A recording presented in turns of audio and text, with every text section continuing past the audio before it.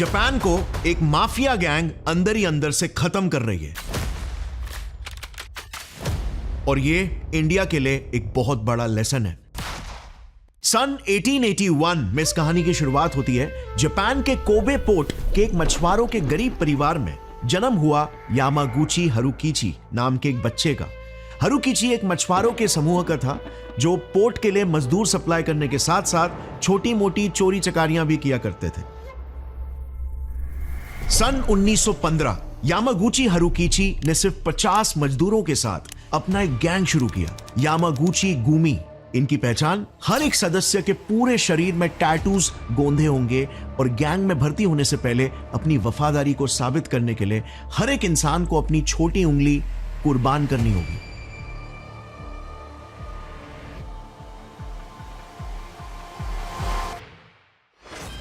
सन 1940 एक गरीब मछुआरे ने शुरू किया ये गैंग यामागुची गुमी सिर्फ कुछ ही सालों में जापान के इतिहास का सबसे खतरनाक क्राइम माफिया सिंडिकेट बन गया, जिसमें 2 लाख गैंगस्टर्स और 5200 गैंग्स शामिल हो गए। ये दिन दहाड़े जापान में प्रोस्टिट्यूशन से लेकर एक्सटॉर्शन, ड्रग्स की स्मगलिंग से लेकर इंसानों की तस्करी, हर एक किस्म के इलीगल काम करते थे और पुलिस इनका बाल भी बाका नहीं कर पाती।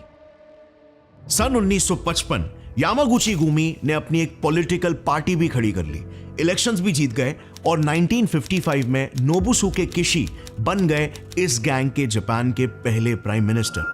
1950s के दौर तक जापान के सारे टॉप सेलिब्रिटीज, बिजनेसमैन से लेकर बड़े से बड़े पॉलिटिशियंस, हर कोई इनकी कठपुतली बन चुके थे, इनके इशारों पर नाचा करते थे।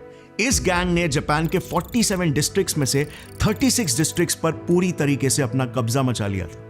यहां तक कि 1960s के दौर तक तो जापान में कोई प्राइम मिनिस्टर भी इनकी रजामंदी के बगैर चुना ही नहीं जा सकता था। बट एक काफी आयरॉनिक बात बताऊं, इतने हीनियस क्राइम्स करने के बावजूद भी जापान में एक पुलिस सर्वे हुआ था और तब उसमें यह पता चला कि 10 में से हर एक जापानीज ने यह कहा कि उन्हें लगता है कि जापान में ये गैंग्स होने चाहिए, वो देश के लिए एक नेसेसरी ईवल है। アンダーグラウンドな世界にいるのかなっていう感じではあります。まあでもなくなっちゃったら、まあ昔からあるんだろうし、釣り合い方も出てればいいんじゃないですか。偉いんだみたいな感じで歩いてたんですけど、今は全然怖いと思ってません。जापान की पुलिस तक खुद इनकी तारीफ किया करती थी। उनके हिसाब से ये शिवलरस, ऑनररी जापानीज ट्रेडिशन के प्रतीक थे। इनफैक्ट उस दौर के कई जापानीज मूवीज में भी इन गैंग्स को एकदम कूल और देश के नेशनल हीरोज जैसे पोर्ट्रे किया गया। सो आखिर जापानी लोग और जापानी मीडिया उनके देश के इतने खतरनाक गुंडों से, अंडरवर्ल्ड के क्रिमिनल से इतना प्यार क्यों करते थे? और अगर प्यार करते थे तो फिर क्यों 1992 में जापानीज सरकार ने एक ऐसा लॉ पास किया जिससे इन गैंग्स को जापान से हमेशा हमेशा के लिए बैन कर दिया गया? मतलब आज अगर आप जापान के गली गली में जाकर देखोगे ना, तो आपको घरों के बाहर, दुकानों के बाहर ऐसे पोस्टर्स मिल जाएंगे जिनमें लिखा होता है कि गैंग माफियाज का यहां पर एंट्री बैंड है। सो आखिर ऐसा क्या हो गया कि जो पॉलिटिकल पार्टीज, गवर्नमेंट इनके दम पर चल रही थी, उन्होंने ही इस गैंग कल्चर को हमेशा हमेशा के लिए बैन कर दिया? सो दोस्तों, सुनने में भी ये थोड़ा अजीब लगे, बट जापान में ऑर्गेनाइज क्राइम यानी कि गैंग कल्चर कोई नई बात बिल्कुल नहीं है। ये तो जापान में पिछले 300 सालों से चलते आ रहा है, जिन्हें उनकी भाषा में यकूजा कहते हैं। 17वीं सेंचुरी में यकूजा करीब 750 गैंग्स का एक माफिया सिंडिकेट था, जो छोटे मोटे जुर्म जैसे चोरी चकारी हो गई, गैम्बलिंग और ड्रग पेडलिंग किया करते थे। लेकिन यकूजास किसी आम गैंग्स की तरह बिल्कुल नहीं थे। इनके कुछ वैल्यूज थे, कुछ उसूल थे और ये हमेशा एक काफी वेल डिफाइंड हायरार्की में काम किया करते थे। इनमें बॉस को ओयाबुन यानी कि लीडर कहा जाता था और मेंबर्स को कोबुन यानी कि चाइल्ड माना जाता था, जो उनके बॉस के प्रति काफी लॉयल होते थे। इनमें एक रिवाज हुआ करता था कि कोबुन्स अक्सर गैंग ज्वाइन करते ही अपनी छोटी उंगली काटकर अपने ओयाबुन को गिफ्ट कर देते थे, ताकि वो उनके प्रति अपनी वफादारी दिखा सके। आज भी अगर आप देखोगे तो जापान में हर एक यकूजा की उंगली कटी हुई होती है और उनके पूरे शरीर में टैटूज बने हुए होते हैं, क्योंकि यही उनकी पहचान है। लेकिन करंटली जो जापान की सबसे बड़ी यकूजा गैंग है ना, उसका नाम है यामागुची गुमी, जिसकी शुरुआत 20th सेंचुरी में एक मछुआरे ने की थी। यामागुची हारुकिची एक मछुआरे थे जो एक छोटे यकूजा गैंग ओशिमा हिडेयोशी के लिए काम किया करते थे, लेकिन फिर 1915 में हारुकिची ने वहां पर काम कर रहे 50 पोर्ट वर्कर्स के साथ मिलकर एक मॉडर्न डे यामागुची गुमी गैंग की शुरुआत की।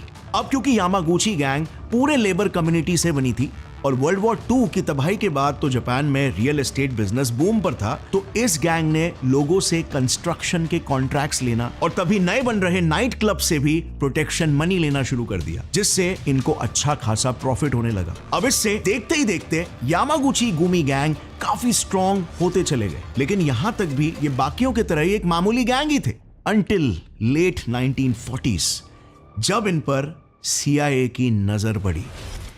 वर्ल्ड वॉर 2 के खत्म होने के बाद जैसे ही जापान ने सरेंडर किया, तभी एक तरफ एलाइड पावर्स के प्रेशर में आकर यूएस को जापानीज कम्युनिस्ट पार्टी के कई लोगों को मजबूरन रिहा करना पड़ा, जिनको उन्होंने इन्वेजन के बाद जेल में कैद करके रखा हुआ था। दूसरी तरफ इसी दौरान यूएसएसआर ने जापान में अपना वर्चस्व स्थापित करने के लिए वहां की एक पार्टी JCP को मैसिव फंडिंग देना शुरू कर दिए, जिससे ये पार्टी जापान में तेजी से फैलने लगे और अपनी सोशलिस्ट आइडियोलॉजी फैलाने लगे। इससे हुआ ये कि ये आइडियोलॉजी इतनी तेजी से फैलने लग गई कि एक समय में इस पार्टी में सिर्फ 100 मेंबर्स हुआ करते थे, लेकिन वहीं पर सिर्फ 2 सालों के अंदर 1 लाख तक ये मेंबर्स स्केल हो गए। यानी कि सिर्फ 2 साल में इनकी पार्टी की मेंबरशिप 1000% से बढ़ गई थी। और इससे हुआ ये कि 1949 के इलेक्शंस में जापानीज जनता ने JCP को इलेक्शंस भी जितवा दिए थे। अब जाहिर है जापान की जनता के बीच कम्युनिज्म की इस बढ़ती पॉपुलैरिटी को देखकर यूएस काफी इनसिक्योर हो गया, और इसीलिए फिर तब के US army general Douglas MacArthur, जो उस वक्त यूएस इन्वेजन के बाद जापान के इंचार्ज थे, उन्होंने पहले तो JCP को बैन करने के ऑर्डर्स जारी कर दिए। दूसरी बात, उन्होंने एक मैसिव एंटी कम्युनिज्म ड्राइव को लॉन्च कर दिया, जिसमें उन्होंने कम्युनिस्ट पार्टी से अलाइंड 11,000 गवर्नमेंट एम्प्लॉइज को जॉब से फायर कर दिया। यूएस गवर्नमेंट डेस्परेट थी कैसे भी करके, कुछ भी करके जापान में कम्युनिस्ट इन्फ्लुएंस रोकने के लिए, और तभी उनकी नजर पड़ी यामागुची गुमी गैंग पर। उन्होंने सोचा एक ऐसा गैंग जिनके कनेक्शंस जापान के सारे टॉप एलीट से है, जो जापान के ऑलमोस्ट 3/4 एरिया पर राज करते हैं, जिनसे जापान का बच्चा बच्चा कांपता है। अगर हम इन्हें अपने काबू में ला ले तो ये यूएसएसआर के खिलाफ हमारा सबसे बड़ा हथियार बन सकते हैं। और इसीलिए फिर लेट 1950s में CIA ने यूएस गवर्नमेंट के कहने पर याकूजास के साथ नजदीकियां बढ़ाना शुरू कर दिया। सबसे पहले CIA ने याकूजास के मेंबर्स को अपने पेरोल पर हायर करके उनसे कम्युनिस्ट पार्टी के लोगों पर अटैक्स करवाना शुरू कर दिया। जैसे उस समय का एक सबसे इनफेमस मात्सुकावा ट्रेन डिरेलमेंट का केस। इसमें CIA के कहने पर याकूजा के मेंबर्स ने एक ट्रेन को ही डिरेल कर दिया था, जिसमें 3 लोगों की मौत हो गई थी और कई लोग जख्मी हुए थे। यह करवाने के पीछे CIA का मकसद बिल्कुल साफ था कि वो इस पूरी दुर्घटना का ब्लेम JCP पर डालना चाहते थे, जिससे लोगों के बीच कम्युनिस्ट पार्टी की इमेज एक टेररिस्ट ऑर्गेनाइजेशन की तरह बन जाए। इसके बाद CIA ने एक फेमस लेफ्टिस्ट राइटर वटारू काजी, जो कि यूएस मिलिट्री के खिलाफ काफी लिखा करते थे, उनको भी याकूजा गैंगस्टर्स के थ्रू किडनैप करवा दिया और 1 साल तक छोड़ा ही नहीं। CIA ने उन्हें अपनी कस्टडी में रखा और ऐसे वार्निंग्स और भी राइटर्स को भेजे गए। ऐसे कई छोटे बड़े किडनैपिंग्स और अटैक्स यूएस ने याकूजास के थ्रू जापान में एग्जीक्यूट करवाए, जिससे इस गैंग का डर देश में और ज्यादा बढ़ता चला गया। But US on the other hand इस पूरे मिशन में काफी पैसे बना रही थी, क्योंकि जो CIA एक तरफ जापानीज आर्मी और पुलिस को निहत्था करने पर तुली हुई थी, वही CIA दूसरी तरफ इन जापानीज माफिया गैंग्स को हथियारों से लैस कर रही थी, जिससे उन्हें उस वक्त मिलियंस ऑफ डॉलर्स का फायदा हो रहा था। बेसिकली CIA याकूजा को US मेड पिस्टल्स बेच रही थी, वो भी महंगे दाम में। मतलब US में जो पिस्टल $100 की मिलती थी, CIA वही पिस्टल याकूजास को $2000 की बेच रही थी। इससे हुआ ये कि CIA के सपोर्ट से याकूजास अब ड्रग स्मगलिंग भी करने लग गए थे, जिससे उस समय याकूजास की तो ऑलमोस्ट आधी इनकम जनरेट हो रही थी। लेकिन on the other hand Japanese society में इसका इंपैक्ट इतना बुरा पड़ा कि इस ड्रग स्मगलिंग के वजह से 4 सालों के अंदर ही जापान में ड्रग यूज एकदम से स्केल हो गया। और हाँ, CIA की ये इन्वॉल्वमेंट की मैं जितनी भी कहानियां बता रहा हूं ना, ये सब कुछ CIA के खुद के डीक्लासिफाइड डॉक्यूमेंट्स में है। CIA खुद से बेसिकली प्राउडली बता रहा है कि उनके वजह से ही याकूजा इतनी बड़ी ऑर्गेनाइज्ड क्राइम गैंग बन पाई थी, क्योंकि जैसे मैंने कहा CIA was hell bent on eliminating USSR's influence from Japan, और इसके लिए यकूज़ा जैसे एक बड़े ऑर्गेनाइज्ड माफिया गैंग का सहारा लेना एक अच्छी स्ट्रैटेजी थी। अब जाहिर सी बात है CIA की ये स्ट्रैटेजी काफी सेल्फिश तो बिल्कुल थी, लेकिन इस हरकत ने जापान के इस छोटे से क्रिमिनल गैंग यामागुची गुमी को हथियार और फंडिंग्स देकर एक जायंट बना दिया। इसके बाद धीरे धीरे करके यकूज़ास की एंट्री जापानीज मीडिया में भी होने लग गई। एक्चुअली में 1946 में जैसे ही टाओका काजुओ नाम के एक थर्ड जनरेशन लीडर ने इस गैंग की गद्दी संभाली, उन्होंने एक टैलेंट मैनेजमेंट एजेंसी शुरू कर दी। इसमें बेसिकली यकूज़ास फेमस फिल्म स्टार्स और सेलिब्रिटी सिंगर्स को हायर करके उनके साथ मूवीज और म्यूजिक एल्बम्स प्रोड्यूस करते थे। यकूज़ास तब कई सारे फेमस सिंगर्स जैसे मिसोरा हिबारी और तबाता योशियो के साथ काम कर चुके थे। इवन वो कई सारे फेमस स्पोर्ट्समैन को भी मैनेज कर रहे थे, जैसे फेमस जापानीज रेसलर रिकी डोजान।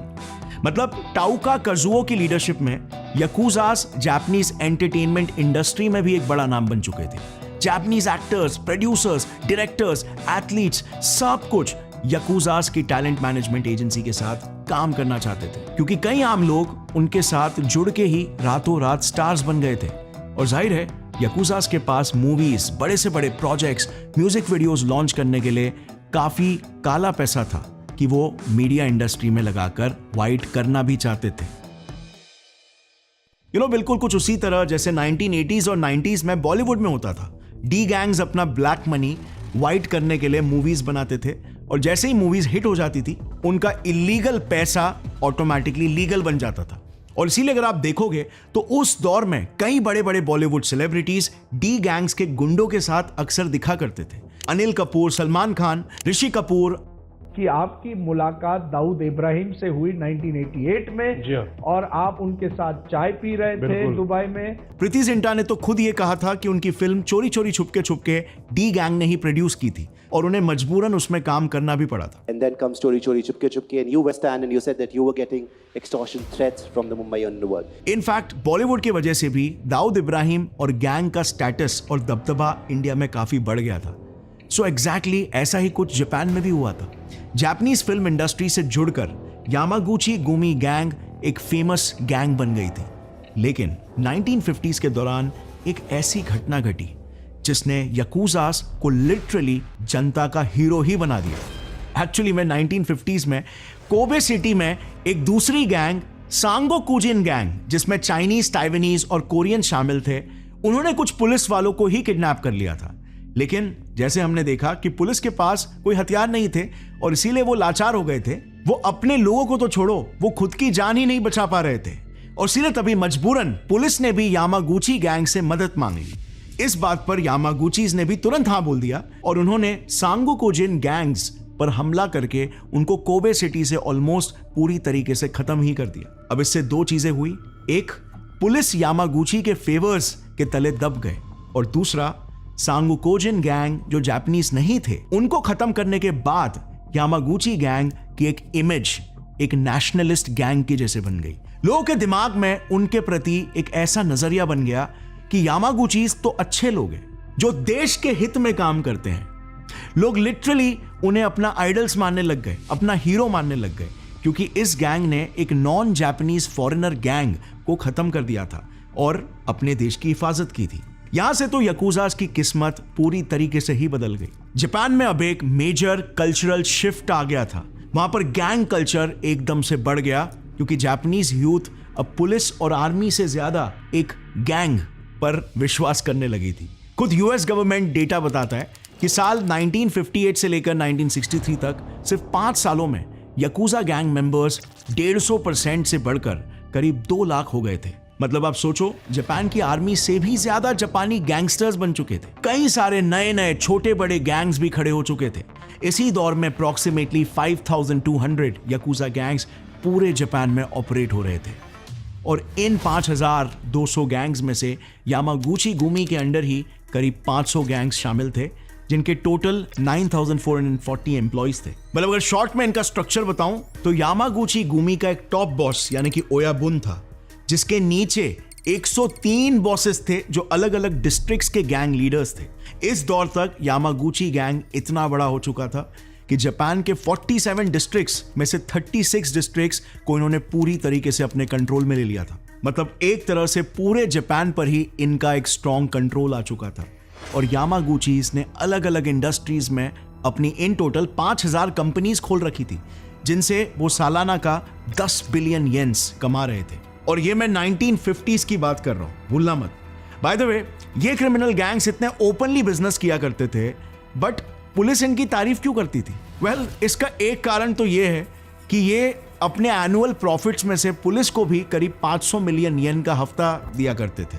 तो अब आप ही बताओ, इतने ज्यादा पैसों के बदले में क्रिमिनल्स की तारीफ करना तो थोड़ा बनता ही है। इस सब से ये बात तो साफ थी कि जापान में यामागुची गैंग फाइनेंशियली स्ट्रांग और इन्फ्लुएंशियल हो चुकी थी पूरी तरीके से। पर क्रिमिनल तो आखिर क्रिमिनल ही होते हैं, उनके पास थोड़ी ना लीगल पावर्स होती है। ये कमी यामागुची को भी महसूस हुई और इसीलिए अपनी पॉलिटिकल पावर को बढ़ाने के लिए इन्होंने पॉलिटिशियंस को भी सपोर्ट करना चालू कर दिया। ये उनको प्रोटेक्शन देने में, पॉलिटिकल रैलीज में, पॉलिटिशियंस के ओपोनेंट्स को साफ करने में, डिलीट करने में मदद किया करते थे। लेकिन 1955 में तो यामागुची ने पॉलिटिकल पार्टी ही अपनी खड़ी कर दी, जो बाय द वे आज तक जापान की रूलिंग पार्टी है। इनफैक्ट पार्टी बनाने के कुछ ही सालों में ही इन्होंने अपने कैंडिडेट को पीएम तक बना दिया।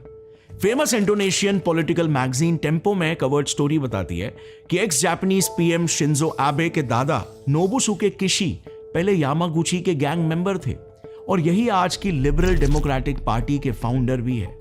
एक्चुअली में इस पार्टी के फाउंडेशन की हिस्ट्री भी बड़ी इंटरेस्टिंग है। फेमस यूएस जर्नलिस्ट टिम वाइनर ने अपनी किताब लेगेसी ऑफ एशेस में यह बताया कि जब 1949 में इलेक्शंस हुए थे, उसके बाद लेफ्ट पार्टी स्ट्रांग हो रही थी। तब नोबुसुके किशी ने सीआईए की सहमति से और उनकी मदद से भी सारे राइट विंग को एक साथ लाया था और यामागुची गैंग की फंडिंग्स को यूज करके उन्होंने एक लिबरल डेमोक्रेटिक पार्टी एलडीपी की स्थापना की। सीआईए की बैकिंग इतनी स्ट्रांग थी कि अपने पहले ही 1955 इलेक्शंस में एलडीपी फुल स्विंग मेजॉरिटी के साथ जीत गई और गैंगस्टर नोबुसुके किशी बन गए जापान के पहले प्रधानमंत्री जो यामागुची गुमी याकुजास से एफिलिएटेड थे। नाउ क्योंकि अब एक तरह से याकुजास लीगली जापान पर राज ही कर रहे थे, तो इनके गैंग्स को भी जापान में लीगल स्टेटस मिलने में क्या ही हर्जी थी। ये फोटोज आप देख रहे हो, जापान में 1960 से ही याकुजा गैंग्स ऐसे ऑफिसेस खोलकर अपने इलीगल बिजनेसेस ओपनली ऑपरेट करने लग गए थे। यह दुनिया का इकलौता ऐसा क्रिमिनल गैंग था जो क्राइम करने के बाद ओपनली प्रेस कॉन्फ्रेंस करते थे। यह सब कुछ तो कुछ भी नहीं है। 1960s में यूएस प्रेसिडेंट आइजनहोवर जब जापान आने वाले थे, बिल्कुल इसी टाइम पर जापान में कम्युनिस्ट पार्टी के लोग नेशन वाइड प्रोटेस्ट कर रहे थे। अब आमतौर पर ऐसे प्रोटेस्ट को दबाने के लिए गवर्नमेंट्स उनके पुलिस फोर्सेस को भेजती है, राइट? लेकिन जापानीज गवर्नमेंट ने यह काम याकुजा गैंग को दे दिया था। 40,000 याकुजा गैंग मेंबर्स ने देश भर में चल रहे प्रोटेस्ट को दबाया था। आने वाले कई दशकों तक यामागुची गुमी गैंग ने अंधाधुंध राज किया, उनको रोकने वाला कोई भी नहीं था। लेकिन जुलाई 1981 में इनकी कहानी में एक बड़ा ट्विस्ट आ गया।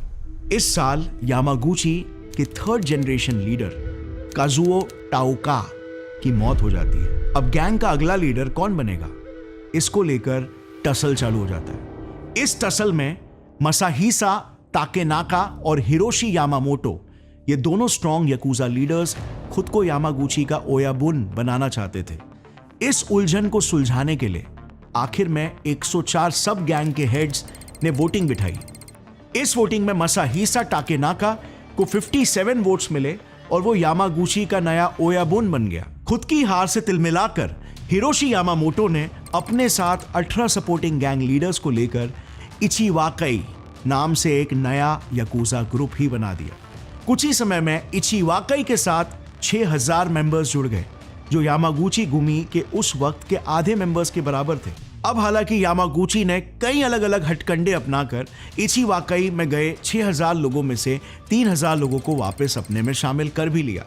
लेकिन यह हार यामामोटो से बर्दाश्त नहीं हुई और इसीलिए 26 जनवरी 1985 को यामागुची के बॉस ताकेनाका पर हमला करके उनका मर्डर कर दिया जाता है।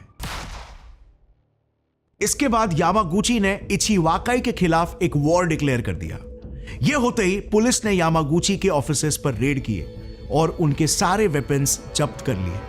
बट इससे भी वो रुके नहीं। उन्होंने यूएस की मदद से रॉकेट लॉन्चर्स और मशीन गन्स मंगवाए और इचिवाकाई के खिलाफ इस जंग को जारी रखा। बस यही जंग जापान के 300 साल पुराने गैंग कल्चर के लिए एक बहुत बड़ा मोड़ साबित हुई। उस वक्त जापान में 200 से ज्यादा आर्म्ड शूटिंग्स हुए। इस गैंग वॉर के बीच में से आम जनता को बाहर निकालना बहुत मुश्किल हो चुका था और अब लोग इन गैंग्स और उनकी आपसी झगड़े से परेशान हो रहे थे। इसके बाद फिर 2 ऐसे ट्रिगर पॉइंट्स हुए जिससे जापान की सरकार, जो खुद पहले याकुजास का साथ दिया करती थी, वो अब एकदम से इनके खिलाफ हो गई और एक नेगेटिव सेंटिमेंट ओवरऑल डेवलप होने लगा। सो 1980s में ना जापान में एक बड़ा इकोनॉमिक डाउनफॉल चल रहा था। लेकिन इस इकोनॉमिक डाउनफॉल में भी याकुजास ने आम बिजनेसेस से प्रोटेक्शन मनी लेना बंद नहीं किया था। इससे लोग याकुजा से परेशान हो ही रहे थे। फिर इसी दौरान, जैसे आप चार्ट में देख सकते हो, जापान में ड्रग्स का भी यूजेज काफी बढ़ चुका था और ऊपर से ऐसे दौर में रुकना तो दूर, उल्टा याकुजास ने एक नया सिंथेटिक ड्रग साउथ कोरिया से इंपोर्ट करना भी शुरू कर दिया था।